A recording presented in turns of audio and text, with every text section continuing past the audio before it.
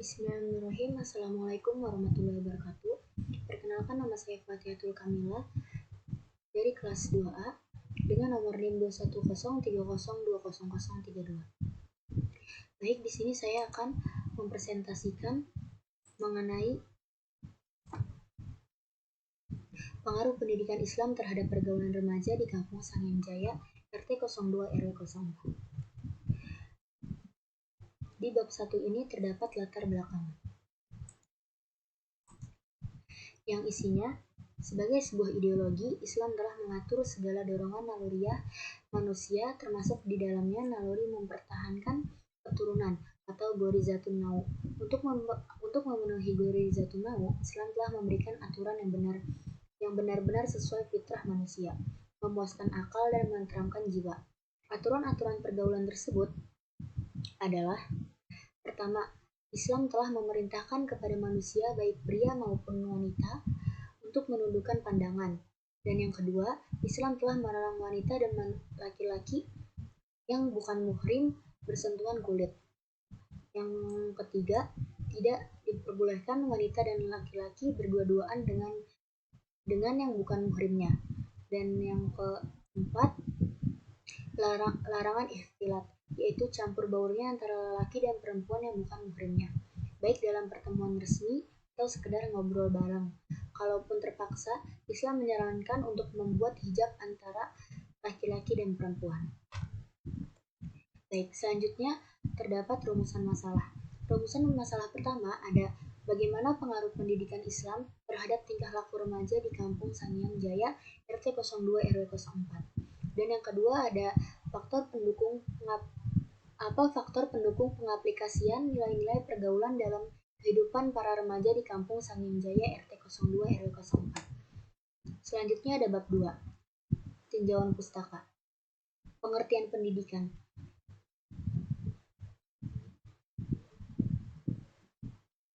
Pengertian pendidikan Islam.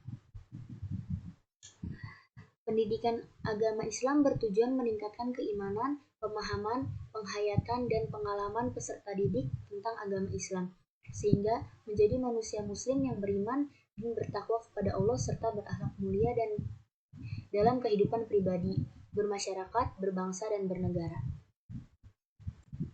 Selanjutnya ada ruang lingkup. Ruang lingkup pendidikan Islam ada 4, yaitu Al-Quran dan Hadis.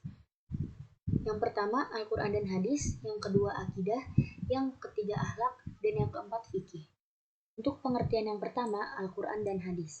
Secara bahasa, Al-Quran adalah bacaan, sedangkan secara istilah berarti kalam Allah yang merupakan mukjizat yang diturunkan kepada Nabi Muhammad SAW melalui perantara malaikat Jibril, yang disampaikan kepada kita secara mutawatir dan membacanya merupakan ibadah. Adapun hadis secara bahasa adalah sesuatu yang baru, sedangkan secara istilah hadis adalah seluruh perkataan, perbuatan, dan hal ihwal tentang Nabi Muhammad SAW.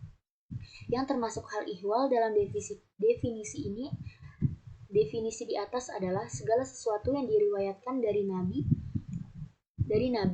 Al-Quran dan hadis adalah sumber hukum Islam yang menjadi pedoman bagi seluruh umat manusia. Yang kedua ada akidah. Akidah itu, pengertian akidah Islam adalah kepercayaan yang mantap kepada Allah, para malaikatnya, kitab sucinya, para rasulnya, hari kiamat, qadar yang baik dan buruk, serta seluruh muatan Al-Quran dan Sunnah berupa pokok-pokok agama.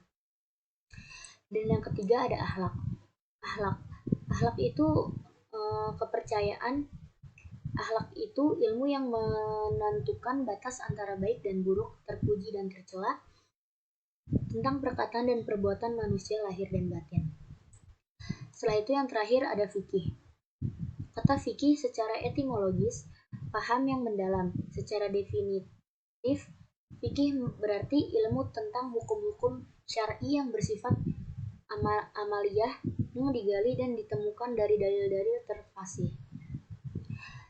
Dengan demikian, secara ringkas dapat dikatakan fikih adalah dugaan kuat yang dicapai seorang mujtahid dalam usahanya menentukan hukum Allah.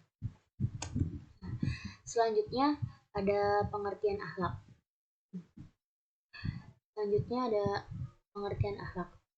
Secara etimologis, akhlak adalah bentuk jamak dari khuluq yang mempunyai arti budi pekerti, perangai, tingkah laku atau tabiat, berakar, dan kata khalaqa yang berarti menciptakan.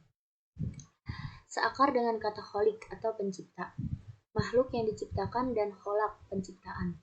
Kesamaan akar kata tersebut mengisyaratkan bahwa dalam Al-Quran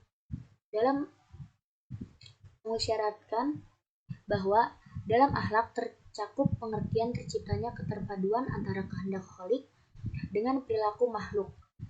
Dengan kata lain, tata perilaku seseorang baru dikatakan mengandung akhlak yang hakiki manakala tindakan atau perilaku tersebut didasarkan kepada kehendak Tuhan. Dari definisi tersebut, terdapat kesamaan bahwa akhlak itu merupakan sifat yang tertanam dalam jiwa manusia, sehingga dia akan muncul secara spontan bila mana diperlukan tanpa memerlukan pemikiran atau pertimbangan terlebih dahulu, serta tidak terpengaruh oleh kondisi yang ada di luar dirinya. Sehingga ketika sebuah perbuatan yang dilakukan seseorang karena adanya sebuah faktor yang mempengaruhi belum bisa dikatakan sebagai akhlak. Baik, selanjutnya ada karakteristik masa remaja. Karakteristik masa remaja yang pertama ada masa remaja sebagai masa peralihan. Pengertiannya adalah suatu peralihan tidak terputus dengan atau berubah dari apa yang telah terjadi sebelumnya. Akan tetapi lebih merupakan sebuah peralihan dari satu tahap perkembangan ke tahap berikutnya. Hal ini berarti bahwa apa yang telah terjadi sebelumnya akan meninggalkan bekasnya pada apa yang terjadi sekarang, dan waktu yang akan datang yang mempengaruhi pola perilaku dan sikap baru. Perubahan fisik yang terjadi selama tahun awal remaja mempengaruhi tingkat perilaku individu dalam setiap periode peralihan. Status individu tidak jelas dan terdapat keraguan akan peran yang harus dilakukan. Pada masa ini, remaja bukan lagi seorang anak dan juga bukan seorang dewasa. Dalam situasi ini, masa ini akan memberi keuntungan bagi remaja karena status memberi waktu padanya untuk mencoba gaya hidup yang berbeda dan menentukan pola perilaku dan sifat yang paling sesuai bagi dirinya. Masa remaja sebagai masa perubahan. Nah, ada 4 perubahan yang sama, yang hampir bersifat universal. Yaitu yang pertama ada meningginya emosi yang intensitasnya bergantung pada tingkat perubahan fisik dan psikologi yang terjadi. Yang kedua, ada perubahan tubuh, minat dan peran yang diharapkan oleh kelompok sosial untuk diperankan menimbulkan masalah baru. Bagi remaja muda, masalah baru yang timbul tampaknya lebih banyak dan sulit diselesaikan dibanding dengan masalah sebelumnya. Selanjutnya, ketiga, dengan berubahnya minat dan pola perilaku, maka nilai-nilai juga berubah. Sesuatu yang pada masa kanak-kanak dianggap penting, sekarang setelah hampir dewasa menjadi tidak penting lagi.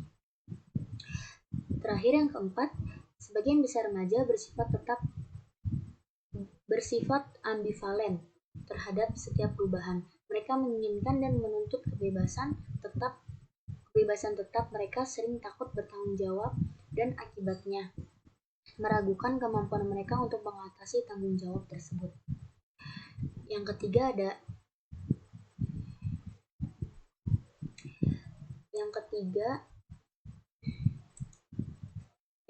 ada masa remaja sebagai usia bermasalah.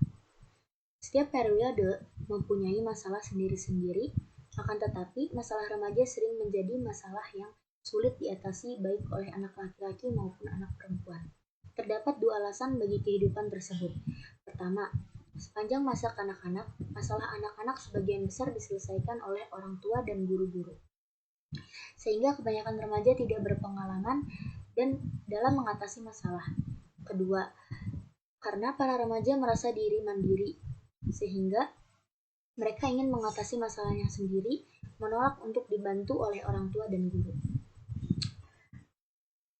Yang keempat, ada masa remaja sebagai usia yang menimbulkan ketakutan.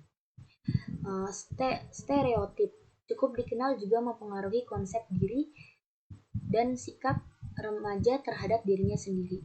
Berkaitan dengan masalah stereotip, budaya remaja menjelaskan bahwa stereotip juga berfungsi sebagai cermin yang ditegakkan masyarakat bagi remaja yang menggambarkan citra diri remaja sendiri yang lambat laun dianggap sebagai gambaran yang asli dan remaja membentuk perilakunya sesuai dengan gambaran ini. Menerima stereotip ini dan adanya keyakinan bahwa orang dewasa mempunyai pandangan buruk terhadap remaja, membuat peralihan orang dewasa mempunyai pandangan buruk terhadap remaja, membuat peralihan mereka ke masa dewasa menjadi sulit. Hal ini menimbulkan bahwa pertentangan dengan orang tua dan antara orang dengan anak terjadi jarak yang menghalangi anak untuk meminta bantuan orang tua untuk mengatasi masalahnya. Setelah itu yang kelima ada masa remaja sebagai masa yang tidak realistis. Remaja cenderung memandang kehidupan sesuai dengan keinginannya. Remaja melihat dirinya sendiri dan orang lain sebagaimana yang ia inginkan dan bukan sebagaimana adanya, terutama dalam hal cita-cita. Cita-cita yang tidak realistis bukan hanya bagi dirinya sendiri, tetapi juga berlaku untuk keluarga dan teman-temannya, yang menyebabkan meningginya emosi sebagai ciri awal masa remaja. Semakin tidak realistis cita-citanya menjadi marah. Remaja akan sakit hati dan kecewa apabila orang lain mengecewakannya, atau apabila tujuan yang ditetapkannya tidak tercapai dengan kemampuan untuk berpikir, dengan bertambahnya pengalaman pribadi dan pengalaman sosial dan meningkatkannya kemampuan untuk berpikir rasional. Remaja yang lebih besar memandang diri sendiri, keluarga, teman-teman, dan kehidupan pada umumnya secara realistis. Selanjutnya yang terakhir, ada masa remaja menjadi ambang masa dewasa. Dengan semakin mendekatnya usia kematangan yang sah, para remaja menjadi gelisah untuk meninggalkan stereotip belasan tahun untuk memberikan kesan bahwa mereka sudah hampir dewasa. Namun berpakaian dan berperilaku seperti orang dewasa ternyata belum cukup. Oleh karena itu, remaja mulai memusatkan diri pada perilaku yang dihubungkan dengan status dewasa, yaitu merokok, minum minuman keras, mengkonsumsi narkoba, dan melakukan perbuatan seks. Remaja menganggap bahwa perilaku tersebut akan menjadi citra sesuai dengan mereka inginkan. Selanjutnya ada metode pembinaan akhlak. Metode pembinaan akhlak. Yang pertama itu ada metode keteladanan. Nah, yang dimaksud dengan metode keteladanan yaitu suatu metode pendidikan dengan cara memberikan contoh yang baik kepada peserta didik, baik di dalam ucapan maupun perbuatan. Keteladanan merupakan salah satu metode pendidikan yang diterapkan Rasulullah dan paling banyak pengaruhnya terhadap keberhasilan menyampaikan misi dakwahnya. Lalu yang kedua ada metode pembiasaan. Nah, metode pembiasaan. Menurut M.D. Dahlan seperti dikutip oleh Harry Noer Ali merupakan proses penanaman kebiasaan, sedang kebiasaan atau habit ialah cara-cara bertindak yang persisten, uniform dan hampir otomatis, hampir tidak disadari oleh pelakunya. Pembiasaan tersebut dapat dilakukan untuk membiasakan pada tingkah laku, keterampilan, kecakapan, dan pola pikir. Seseorang yang telah mempunyai kebiasaan tersebut akan dapat melakukannya dengan mudah dan senang hati. Lalu setelah itu ada metode memberi nasihat. Nah, Abdurrahman An-Nahlawi, sebagaimana dikutip oleh Harry Noer Ali, mengatakan bahwa yang dimaksud dengan nasihat adalah penjelasan kebenaran dan kemaslahatan dengan tujuan menghindarkan orang yang dinasihati dari bahaya serta menunjukkan ke jalan yang mendatangkan kebahagiaan dan manfaat. Dalam metode memberi nasihat ini, pendidik mempunyai kesempatan yang luas untuk mengarahkan peserta didik kepada berbagai kebaikan dan kemaslahatan umat. Di antaranya dengan menggunakan kisah-kisah Qur'ani, baik kisah An-Nabawi maupun umat terdahulu yang banyak mengandung pelajaran yang dapat dipetik. Selanjutnya, yang terakhir ada metode motivasi dan intimidasi. Nah, metode motivasi dan intimidasi dalam bahasa Arab disebut dengan usul at-targhib, al-tarhib, atau metode targhib dan tarhib. Targhib berasal dari kata kerja rogoba yang berarti menyenangi, menyukai dan mencintai. Kemudian kata itu diubah menjadi kata benda targhib yang mengandung makna suatu harapan untuk memperoleh kesenangan, kecintaan, dan kebahagiaan yang mendorong seseorang sehingga timbul harapan dan semangat untuk memperolehnya. Metode ini akan sangat efektif apabila dalam penyampaiannya menggunakan bahasa yang menarik dan meyakinkan pihak yang mendengar. Oleh hendaknya pendidik bisa meyakinkan muridnya ketika menggunakan metode ini. Selanjutnya ada bab 3. Nah, di bab 3 ini ada metode penelitian. Nah, isi dari metode penelitian ini adalah pendekatan dan jenis penelitian. Pendekatan dan jenis penelitian ini adalah penelitian deskriptif kualitatif yang bertujuan untuk mendeskripsikan atau menjelaskan peristiwa atau kejadian yang terjadi pada masa sekarang berdasarkan fakta di lapangan. Dalam hal ini, peneliti mendeskripsikan bahwa perkembangan agama Islam di kalangan remaja serta memotivasi remaja di Kampung Sangiang RT 02 RW 04. Baik, mungkin itu saja presentasi yang bisa saya sampaikan mengenai proposal tentang faktor pendidikan akhlak di Kampung Sangiang RT 02 RW 04. Mungkin itu saja dari saya. Kurang lebihnya mohon maaf. Wassalamualaikum warahmatullahi wabarakatuh.